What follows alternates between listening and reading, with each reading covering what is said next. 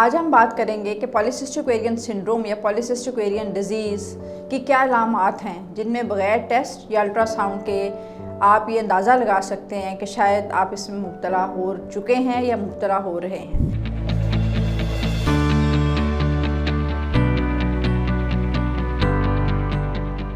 میرا نام پروفیسر شمسہ ہمایوں ہے۔ میں اس وقت سرجی میڈ ہسپتال میں اپنی خدمات سر انجام دے رہی ہوں۔ اس سے پہلے میں بطور head of obstetrics and gynae department Fatima medical university Sir Ganga Ram ہسپتال میں کام کر رہی تھی۔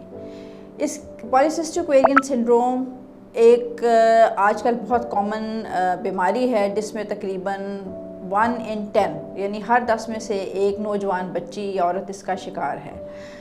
اس کی ابتدائی علامات میں آپ کے پیریڈز کا irregular ہونا۔ اگر پہلے آپ کے پیریڈز ایوری 30 days آ رہے تھے تو پالیسسٹک اویرین ڈیزیز یا سنڈروم میں آپ یہ ایکسپیکٹ کر سکتے ہیں کہ آپ کے پیریڈز ایوری 40 days 60 days یا 90 days میں آئیں اور بلیڈنگ بھی کم ہو۔ لگتا ہے بازار کے کھانے بہت کھاتے ہو۔ جی ڈاکٹر صاحب، میں یہ میڈیسن پرسکرائب کر رہا ہوں، وہ آپ لے لیں۔ اب کوئی بھی مسئلہ ہو تو مرہم سے ڈاکٹر کی آن لائن کنسلٹیشن بک کرو، کیونکہ ڈاکٹر سے بات ہوگی اب گھر پر۔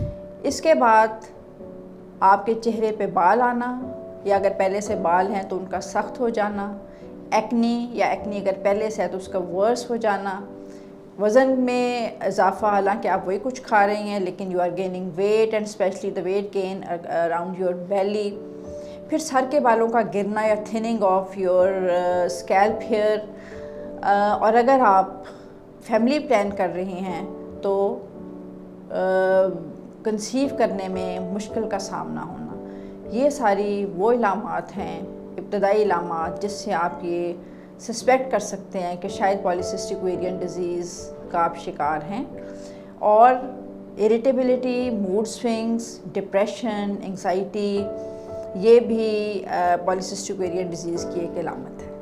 اگر ان ساری جو ہم نے آج ڈسکشن کی کوئی آپ کا سوال ہو تو آپ you can directly contact me, اور اگر آپ اپوائنٹمنٹ بک کرنا چاہیں تو مرہم کے تھرو آپ میرے ساتھ آن لائن یا ان کلینک اپوائنٹمنٹ بھی بک کر سکتے ہیں۔ Thank you.